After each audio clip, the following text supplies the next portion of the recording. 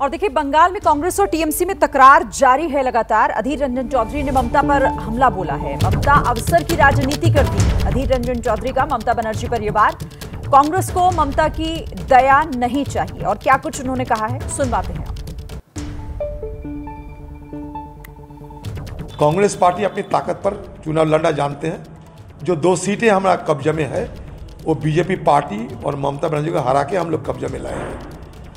ममता बनर्जी की दया दुरज पे कांग्रेस पार्टी अपना राजनीति नहीं करते, कभी नहीं किए थे, आज भी नहीं करते। बदले में कांग्रेस पार्टी की दया से और मदद से 2011 साल में ममता बनर्जी खुद सत्ता पे आई थी। ममता बनर्जी एक अवसरवादी नेत्री की नाम है। बीजेपी के साथ बंगाल में वो चुनाव बांटना चाहते हैं और ध्रुवीकरण की राजनीति ममता बनर्जी को पुसाएगी।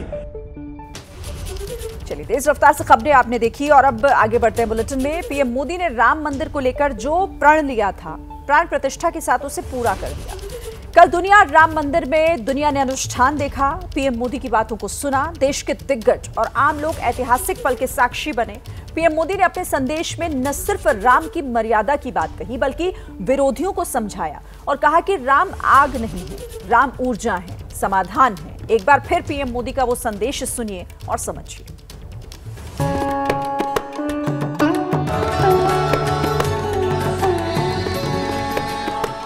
सदियों की प्रतीक्षा के बाद हमारे राम आ गए। ये क्षण अलौकिक है, ये पल पवित्रतम है।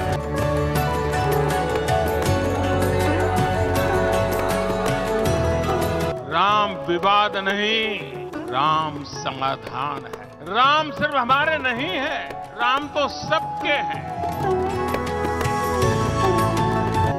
राम भारत की आस्था है, राम भारत का आधार है, राम भारत का विचार है, राम भारत की प्रतिष्ठा है, राम भारत का प्रताप है, राम प्रवाह है, राम प्रभाव है, राम नेति भी है, राम नीति भी है।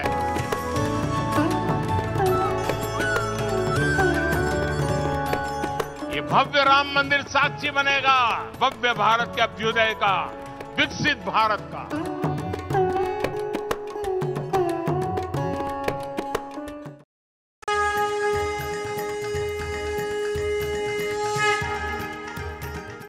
आज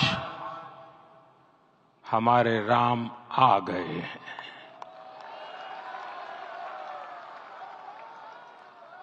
सदियों की प्रतीक्षा के बाद हमारे राम आ गए हैं। सदियों का अभूतपूर्व धैर्य, अनगिनत बलिदान, त्याग और तपस्या के बाद हमारे प्रभु राम आ गए हैं। इस शुभ घड़ी की आप सभी को, समस्त देशवासियों को बहुत बहुत बधाई। हमारे रामलला अब टेंट में नहीं रहेंगे।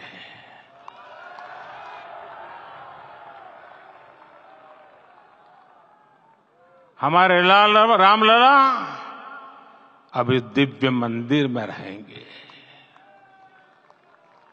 मेरा पक्का विश्वास है, अपार श्रद्धा है कि जो घटित हुआ है इसकी अनुभूति देश के, विश्व के कोने कोने में राम भक्तों को हो रही होगी। ये क्षण अलौकिक है, ये पल पवित्रतम है। ये माहौल, ये वातावरण, ये ऊर्जा, ये घड़ी प्रभु श्री राम का हम सब पर आशीर्वाद है। 22 जनवरी 2024 का ये सूरज एक अद्भुत आभा लेकर आया है। 22 जनवरी 2024 ये कैलेंडर पर लिखी एक तारीख नहीं, ये एक नए काल चक्र का उद्गम है।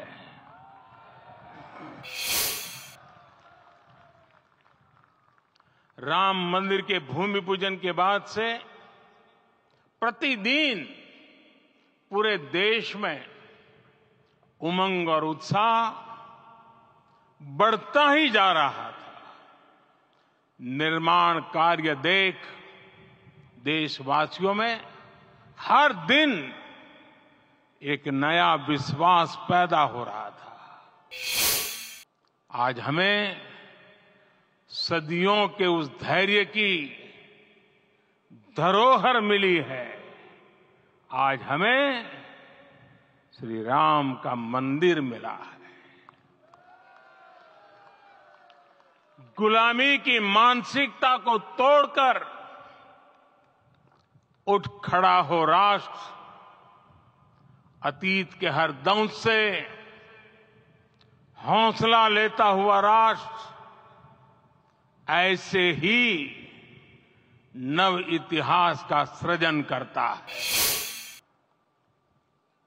आज से 1000 साल बाद भी लोग आज की इस तारीख की, आज के इस पल की चर्चा करेंगे। और ये कितनी बड़ी राम कृपा है कि हम सब इस पल को जी रहे हैं, इसे साक्षात घटित होते देख रहे हैं।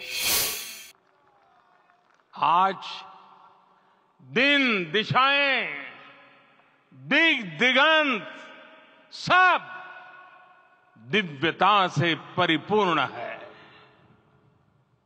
ये समय सामान्य समय नहीं है।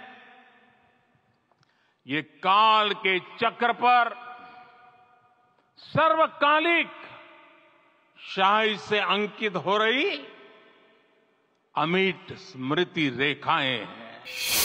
मैं आज प्रभु श्री राम से क्षमा याचना भी करता हूं।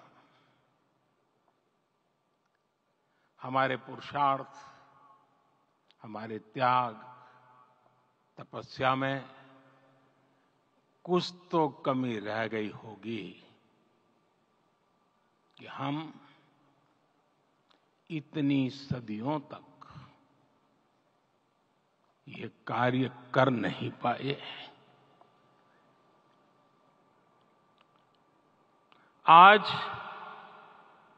वो कमी पूरी हुई है।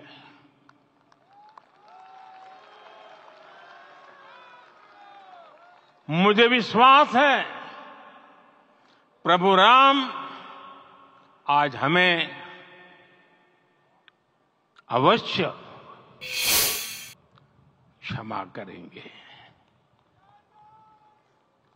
मेरे प्यारे देशवासियों, त्रेता में राम आगमन पर पूज्य संत तुलसीदास जी ने लिखा है, प्रभु बिलोकी हर से पुरबासी, जनित वियोग विपत्ति सबनासी।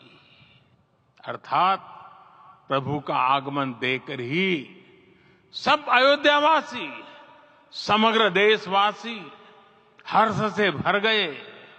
लंबे वियोग से जो आपत्ति आई थी उसका अंत हो गया। उस कालखंड में तो वो वियोग केवल 14 वर्षों का था। तब भी इतना असह्य था। इस युग में तो अयोध्या और देशवासियों ने सैकड़ों वर्षों का वियोग सहा है।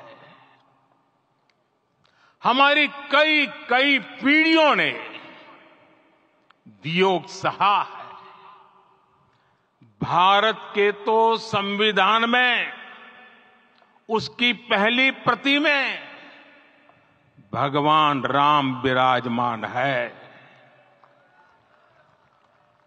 संविधान के अस्तित्व में आने के बाद भी दशकों तक प्रभु श्री राम के अस्तित्व को लेकर कानूनी लड़ाई चली।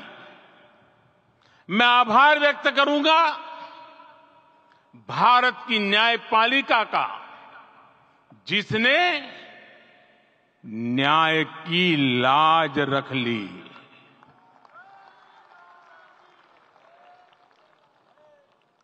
न्याय के पर्याय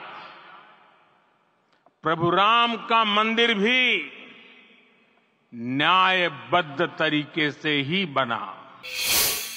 आप महसूस कीजिए, अपनी सोच पर पुनर्विचार कीजिए। राम आग नहीं है, राम ऊर्जा है।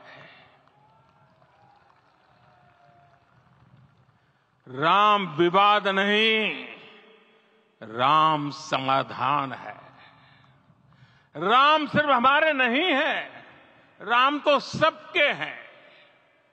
राम वर्तमान नहीं, सिर्फ वर्तमान ही नहीं, राम अनंत काल है। साथियों, आज जिस तरह राम मंदिर प्राण प्रतिष्ठा के इस आयोजन से पूरा विश्व जुड़ा हुआ है, उसमें राम की सर्वव्यापकता के दर्शन हो रहे हैं।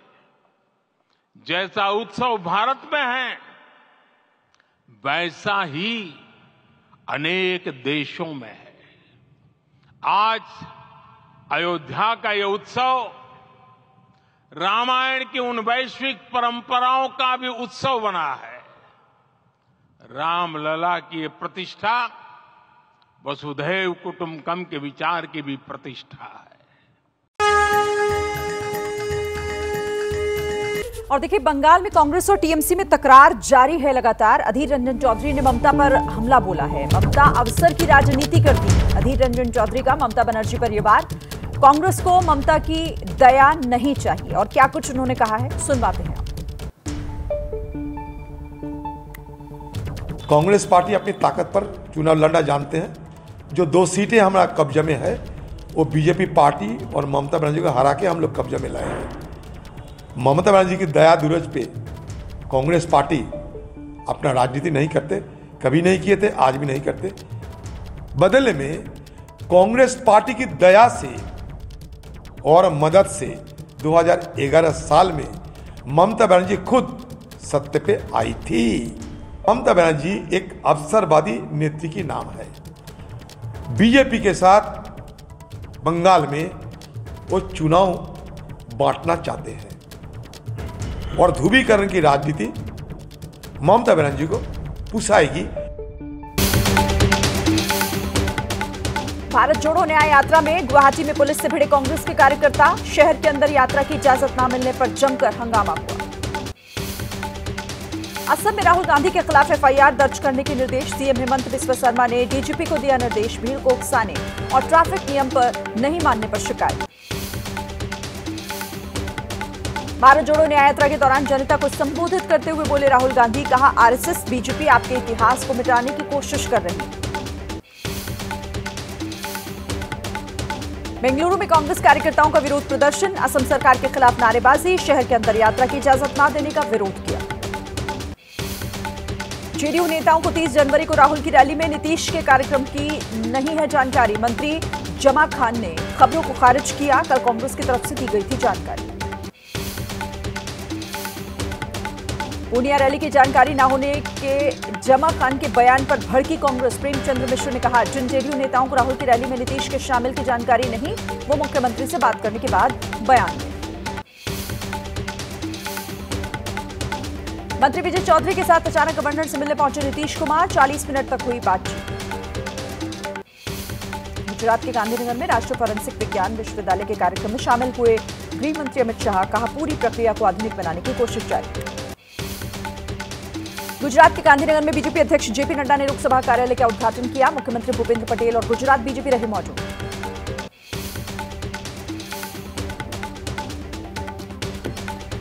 मुंबई के मीरा रोड में शोभा यात्रा पर पथराव के बाद तनावपूर्ण माहौल। पुलिस ने बैरिकेड लगाकर रास्ते बंद किए। चारों तरफ सन्नाटा पसरा। मुंबई के मीरा रोड इलाके में उपद्रव के बाद एक्शन में पुलिस। मीरा रोड इलाके में रैपिड एक्शन फोर्स के जवानों ने किया फ्लैग मार्च। छत्तीसगढ़ के कांकेर में बीजेपी नेता असीम राय हत्याकांड में एक्शन। आरोपी कांग्रेसी पार्षद के होटल पर चला प्रशासन का बुलडोजर। बीजेपी कार्यकर्ताओं ने जय श्री राम के नारे लगाए। झारखंड के सीएम हेमंत सोरेन को दूसरे राउंड की पूछताछ के लिए ईडी ने भेजा समन। 27 से 31 जनवरी के बीच वक्त दिया। हुड्डा फर्जी रिफंड घोटाले में ईडी का एक्शन। हरियाणा के कई जिलों में ईडी ने छापेमारी की। कई प्रॉपर्टी डीलर के ठिकानों पर छापे मारे। पुणे पहुंची मनोज जरांगे की पदयात्रा। मराठा आरक्षण के लिए गणतंत्र दिवस पर मुंबई में बड़ी रैली की तैयारी। कहा, मांगे नहीं मानी गई तो भूख हड़ताल हुई। कांग्रेस सांसद अधीर रंजन चौधरी का सीएम ममता पर बड़ा हमला। कहा, झूठ की राजनीति करती है ममता बनर्जी। राजधानी दिल्ली में जोरों पर रिपब्लिक डे परेड की तैयारी। जवानों ने किया full dress rehearsal. Fly past में 51 भारतीय वायुसेना के विमान शामिल हुए। मिजोरम के लिंगपुई हवाई अड्डे पर बर्मी सेना का एक विमान दुर्घटनाग्रस्त हुआ। हादसे में 6 लोग घायल। प्लेन में पायलट के साथ 14 लोग सवार थे। प्राण प्रतिष्ठा के बाद आज से अयोध्या में आम लोगों के लिए खुला रामलला का दरबार। दर्शन के लिए गेट पर भक्तों की भारी भीड़। हर रोज सुबह 8 बजे से रात 10 बजे तक दर्शन कर पाएंगे श्रद्धालु। हजारों की संख्या में लोग रामलला के दर्शन करने पहुंचे। भीड़ के आगे बेबस दिखी पुलिस। अनुमान के मुताबिक सुबह से 1 लाख श्रद्धालु दर्शन कर चुके हैं। रामलला के दर्शन के लिए बढ़ती भीड़ और प्रशासनिक व्यवस्था पर बोले अयोध्या रेंज के एडीजी पीयूष मोडिया। कहा, सब श्रद्धालुओं की व्यवस्था होगी, नहीं है कोई प्रशासनिक विफलता। अयोध्या में श्री राम जन्मभूमि मंदिर के बाहर सुरक्षाकर्मी तैनात किए गए। भक्तों की भारी भीड़ को नियंत्रित करने के लिए पुलिसकर्मियों की संख्या बढ़ाई गई। प्राण प्रतिष्ठा के बाद पहले दिन शंखनाद के साथ खोला गया राम दरबार। उतारी गई रामलला की पहली आरती। आम श्रद्धालुओं को नहीं किया गया शामिल। रामलला के प्राण प्रतिष्ठा समारोह का वीडियो पीएम मोदी ने शेयर किया। लिखा, कल हमने जो अयोध्या में देखा वो सालों तक याद रहेगा। राम मंदिर को लेकर आरजेडी का पीएम मोदी पर हमला। कहा, पीएम इतिहास के साक्ष्य को तोड़ मरोड़ कर पेश करने में माहिर है। प्राण प्रतिष्ठा तो हो गई, लेकिन काम कब करेंगे।